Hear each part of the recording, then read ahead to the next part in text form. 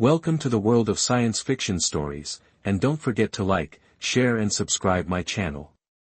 Enjoy the listening. Galactic Empire stunned as humanity's fleet arrives for destruction. The Grand Chamber of the Imperial Council fell silent as the massive holographic projection materialized. The human delegation, led by Admiral Park Jiho, stood unwavering before the most powerful beings in the galaxy. "You were warned, Admiral Park," stated Park flatly. 23 Earth years ago, your forces decimated our cities, Seoul, Bune, New York, London, all reduced to ash as your demonstration. You expected submission, instead, we rebuilt in secret. Emperor Loaf shifted uncomfortably on his crystalline throne. "Admiral, surely there's been some misunderstanding. The Empire embraces peace, spare me." Park interrupted, "Our fleet has bypassed your outer defenses. We control your communication relays. You have 48 hours to surrender those responsible for the Earth attacks, or we will demonstrate our own capabilities." In his private chambers, Imperial diplomat Kim Tawan reviewed the classified files. What the humans claimed was impossible, their technology had been primitive, yet the scanners confirmed thousands of vessels at the edge of Imperial space, each more advanced than anything in the Imperial fleet. He whispered memories of his grandfather's stories about a distant blue world rising unbidden. Kim's hands shook as he closed the file. The images stayed in his mind, massive human ships with hulls gleaming with strange metals not known to Imperial science, scans showing weapon systems that defied analysis. He had to know more. Slipping through the quiet halls of the Imperial Palace at this late hour, only guards remained alert, but Kim knew the paths to avoid them. His security clearance granted him access to the old archives, a place few diplomats bothered to visit. The archive door hissed open, dust floated in the air. Kim moved to the terminal and entered his search, Earth First Contact. The screen filled with data. Kim read quickly, his eyes growing wider. 23 years ago, an Imperial survey team had found Earth. Reports described humans as primitive but resourceful. The Empire had followed standard procedure for new species, a show of force to establish dominance, then integration into the Empire as a labor world. But something had gone wrong. The demonstration strikes, meant to destroy only military targets, had hit major cities instead, millions died. The Empire declared Earth subdued and moved on to other conquests. "This can't be all," Kim muttered. He dug deeper, using access codes that belonged to his mentor. New files appeared, classified military reports. Kim's breath caught in his throat. The strikes weren't accidents, General Da had ordered the cities destroyed on purpose, to make an example of them. The order read, "These humans show unusual resistance to Imperial authority." Kim scrolled further. The final report stated, "Earth neutralized, remaining human population scattered and powerless, planet scheduled for resource extraction in 30 years, when radiation levels decrease." The Empire had walked away, believing humans broken and defeated. They were wrong. A noise made Kim turn. 2 Imperial guards stood in the doorway, weapons drawn. "Diplomat Kim," one said, "the Emperor requests your presence." Immediately, Kim was escorted back to the Grand Chamber. It was empty now, except for Emperor Loaf and his inner circle. The Emperor's many eyes fixed on Kim. "You accessed classified files about Earth," the Emperor said. "Why?" Kim bowed. "Your Majesty, I sought to understand the human claims. If they speak truth, then truth." General Dole interrupted, he was old now but still powerful in the military. "These humans lie, their ships are probably empty shells meant to frighten us." "The readings suggest otherwise," said Science Minister Pell, "their energy signatures exceed our most advanced destroyers." Emperor Loaf raised a hand for silence. "Kim, your grandfather served on Earth, did he not?" "Yes, Your Majesty. He was part of the diplomatic team before the demonstration." "And what did he tell you about humans?" Kim hesitated. "He said they were different from other species we've encountered, more adaptable, more determined. He warned that they would not forget what happened to them. General Dole laughed. Superstitious nonsense. I personally oversaw the attack. They had nothing that could stand against us. That was 23 years ago, Kim said quietly. The chamber doors opened. A junior officer rushed in, bowing hastily. Your Majesty, the human fleet has moved. They've bypassed our outer defense grid without firing a shot, our weapons couldn't lock onto them. The room erupted in worried voices. Emperor Loaf stood, his crystalline body reflecting the light. Send a message to Admiral Park, he commanded. Tell him I wish to speak again. Kim returned to his quarters but couldn't sleep. From his window, he could see the night sky of the imperial capital. Somewhere up there, human ships waited, ships that shouldn't exist. His communication panel beeped with an encrypted message from Admiral Park himself. Diplomat Kim, your grandfather spoke highly of you before he died. He believed you were different from the others. If you wish to prevent bloodshed, meet my representative at the old temple at dawn. Kim stared at the message. How did they know about his grandfather? What did they want from him? As the first light of dawn touched the city, Kim slipped out wearing simple clothes.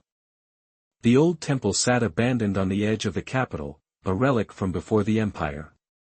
A human woman waited there, dressed in imperial fashion. She looked at Kim with steady eyes. My name is Officer Ba Sunbi, she said in perfect imperial language. I've been living among you for 7 years. Kim's mind raced. A human spy here on the capital world? Impossible, yet here you stand. How many others? He asked. Enough, she replied. We needed to understand you before we revealed ourselves. Why contact me? Sunbi studied him. Because you seek truth, not power. The Empire attacked Earth unprovoked, millions died. But we don't want revenge on all Imperial citizens, only justice for those responsible. She handed him a small device. This contains proof of who ordered the attack and why Earth had something they wanted, a rare element your scientists haven't discovered yet, one that makes our new ships possible. Kim took the device. What happens when the 48 hours end? He asked. Sunbi's expression grew sad. That depends on your emperor. We hope for justice, we're prepared for war. She turned to leave. Choose wisely, Diplomat Kim. Your people need never know how close they came to destruction. Captain Li Duhan piloted his scout vessel past the wreckage of what had been the Empire's first response fleet. No casualties, the human strategy had merely disabled their systems. Impressive restraint, observed Science Officer Yun Heian as she analyzed the data. We could have destroyed them entirely. That's not our purpose, Li replied. Not yet, anyway. On the Imperial capital, Kim Tawan had discovered disturbing information. The attack on Earth hadn't been sanctioned by the full council. A faction led by General Mox had orchestrated it, hoping to secure Earth's rare mineral deposits without Imperial oversight. The humans weren't supposed to survive, let alone advance, Kim told his superior, who dismissed his concerns. They're bluffing, their ships are probably hollow shells, the superior stated. Hours later, every defense system across 3 Imperial sectors simultaneously failed. Captain Li watched the Imperial ships drift helplessly through space. Their engines had shut down, life support remained active, but weapons, shields, and communications were dead. Li's small scout vessel moved freely among them, recording everything. Empire Command Ship Dominator now approaching, reported Navigator Khan. It's the biggest one yet. Li nodded. Let's get closer. Their scout ship, the Swift Wind, slipped past the massive Imperial vessel, once feared throughout the galaxy. The Dominator now floated powerless through the view screens. Li could see confused Imperial officers rushing about. Send the message, Li ordered. Officer Yun pressed a button on every Imperial ship. The same message appeared, your systems will restart in 12 hours. Return to your home ports. This is a demonstration, not an attack. Next time, we may not be so merciful. Lee steered the swift wind away from the disabled fleet. His mission was complete. The humans had shown they could neutralize Imperial forces without bloodshed. "Captain," said Officer Yun, looking at her scanner, "we're being followed." Lee checked his own screen. A small Imperial shuttle had managed to start its emergency engines. It was following them at a distance. "Should we disable it?" asked Weapons Officer Choi. Lee studied the shuttle's path. "No, let's see what they want." The shuttle sent a message. "Human vessel request permission to speak, carrying important information." "It could be a trap," warned Choi. "With what weapons?" asked Lee. "Scan them." The scan showed 2 passengers, no weapons. Lee decided to take a chance. "Allow them to dock." When the airlock opened, 2 Imperial officials stepped cautiously onto the swift wind. One was clearly military, wearing a captain's uniform, and the other was civilian. "I am Captain Jaw," said the military official. "This is Data Analyst Nam." Lee nodded. "Why follow us?" Nam stepped forward. "Because we have information about what really happened on Earth." In Nam's hand was a small data crystal. "I worked in the historical archives. When your fleet arrived, I pulled these files. They're going to be deleted soon." Lee led them to the ship's meeting room. Officer Yun inserted the crystal into their reader. Images appeared on the screen. Earth, 23 years ago. The files showed Imperial ships approaching Earth, early diplomatic meetings between humans and Imperials, then records of a secret meeting. General Mox was speaking to a group of wealthy mine owners. "Earth has deposits of element 310, Mox said in the recording, "more than we've seen anywhere else. If we follow standard protocol, the Emperor will claim it all, but if Earth is deemed hostile and requires special handling, the mine owners understood they would get exclusive rights to Earth's resources. If the planet was destroyed as a security threat." The next files showed Imperial gunships targeting Earth's major cities, not military bases, but civilian centers. 20 million dead in the first day, Nam said quietly. "All for mining rights," Captain J spoke up. "I was a junior officer when it happened. They told us we were firing on military targets. By the time we learned the truth, it was too late." Lee's face remained calm, but his hands tightened into fists. "And now General Mox commands the Imperial Third Fleet," said Nam. "He's preparing to attack your forces against the Emperor's orders. He can't allow the truth to come out." On the Imperial capital, Kim Tawan hurried through crowded streets. People rushed in all directions. News of the disabled defense systems had spread panic. Kim reached the council building and found chaos. Officials shouted at each other, and military officers demanded action. The Emperor had called an emergency session. Kim's superior, Minister Lo, grabbed his arm. "Where have you been? The humans have attacked." "No," Kim corrected, "they disabled systems. No one died." "Same thing," snapped Lao. "General Mox is calling for immediate retaliation." Kim followed Lao into the council chamber. The Emperor sat on his throne, surrounded by advisors. General Mox stood before them, pointing at a holographic map. "We must strike now," Mox insisted. "While we still can." "With what?" asked the science minister. "Our ships are disabled, not all of them," Mox replied. "My third fleet is outside the affected sectors. We can launch immediately."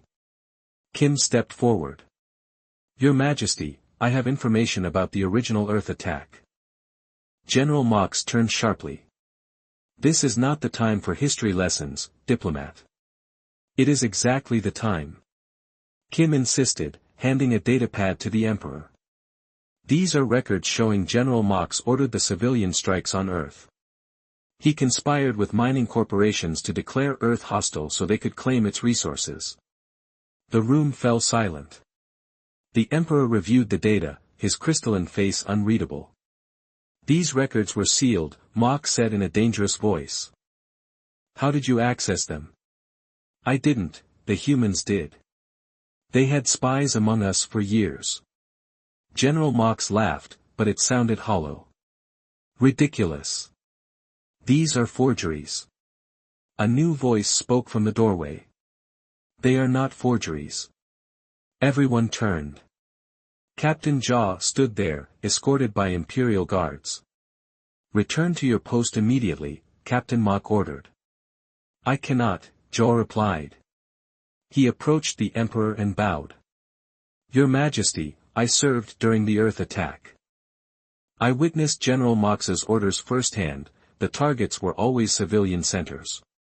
Back on the Swift Wind, Lee received a message from Admiral Park, 3rd Imperial Fleet preparing to launch intercept, but do not engage, demonstration protocol only. Lee understood that the humans would show their power once more but still avoid bloodshed if possible. Set course for the 3rd Fleet staging area, he ordered, maximum speed. Yun looked concerned. Captain, that's a full battle fleet. Our scout ship can't. We're not going alone, Lee said with a small smile as the Swift Wind raced toward the Imperial 3rd Fleet. Space behind them seemed to shimmer. Suddenly, 50 human warships appeared, as if stepping out of nowhere. Cloaking technology, Officer Choi whispered in awe. It actually works, Lee nodded. 23 years of preparation. Let's hope we don't need to use everything we've developed. The human fleet moved silently toward what could be the first battle of a new war, or perhaps the last chance for peace. This is what we know, Admiral Park said, projecting evidence of the conspiracy. 7 members of your high command authorized the attack on Earth, expecting to claim our resources once we were reduced to a pre-industrial state. Emperor Loaf's multifaceted eyes narrowed. These accusations are documented in your own archives, interrupted Commander Han Jin, pushing forward data crystals. Our intelligence agents have been embedded in your systems for years. From his position at the back of the chamber, Kim Ta-won watched the Emperor's composure crumble. Other species representatives had begun to whisper among themselves. Later, in a secure meeting room, Kim approached Commander Han. Not all of us knew. Some of us would have prevented it, Han said after studying him. Help us prevent what comes next. The grand negotiation chamber had been prepared with care, ancient tapestries depicting the rise of the empire hung on walls of polished stone. The long table in the center was carved from a single piece of rare wood from a distant world. On one side sat the imperial delegation, led by Emperor Loaf himself, on the other side, the humans. Kim stood behind the Emperor, alongside other advisors. His role was small but important, to observe and suggest. When asked, across from him, Commander Han stood behind Admiral Park, their eyes met briefly, and a silent understanding passed between them. Let us be clear, Admiral Park continued. We have identified 7 conspirators who planned and executed the attack on Earth. We want them surrendered for trial. General Mox, seated to the Emperor's right, shifted uncomfortably. His hand moved to his ceremonial dagger in a nervous gesture. What proof do you offer beyond these stolen files? Asked Minister Lao. Commander Han touched a small device. A hologram appeared above the table, a recording from 23 years ago. It showed General Mox and 6 other officials in a private meeting room. Once the major cities are destroyed, Mox said in the recording, resistance will collapse. We can then harvest element 310 without imperial oversight. The official report will show only that we responded to human aggression. One of the other conspirators spoke, and if survivors tell a different story, there won't be enough survivors to matter, Mox replied coldly. The recording ended, and silence filled the chamber. That recording is fake, Mox said, but his voice lacked conviction. We have 15 more, Commander Han responded calmly, plus testimony from Imperial officers who carried out your orders. Emperor Loaf turned his crystalline face toward Mox. Is this true, General? He asked.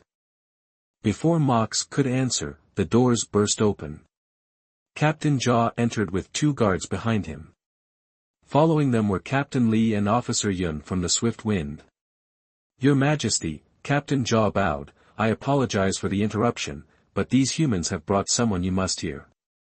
A small, bent figure shuffled in, a frail, elderly human woman with a face marked by old, burned scars. This is Song Mi, Captain Lee said. She was a child in Buzen when your ships attacked.